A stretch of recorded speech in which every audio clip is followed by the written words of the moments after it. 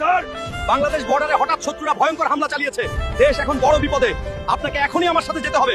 বন্ধুরা, তোমাদের রক্ষা করার জন্য আমি আমার বিয়ে ছেড়ে যুদ্ধে যাচ্ছি। আমার এই ত্যাগের জন্য প্লিজ লাইক আর সাবস্ক্রাইব করে আমাকে শক্তি দাও। লজ্জা নেই তোর?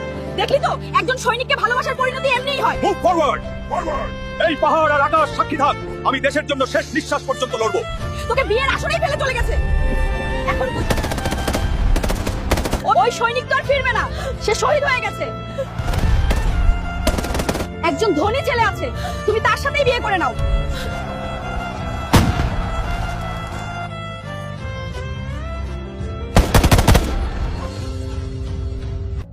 তুমি শত্রুদের হারিয়ে দেশকে রক্ষা করেছে, কিন্তু দুঃখের কথা, তোমার স্ত্রী এখন অন্য একজনের সাথে বিয়ে করছে।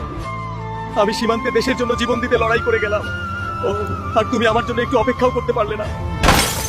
আমি এসে গেছি। সাদিয়া তো তার স্বামীর সাথে হানিমুন করার জন্য সুইজারল্যান্ড চলে গেছে। বাবা,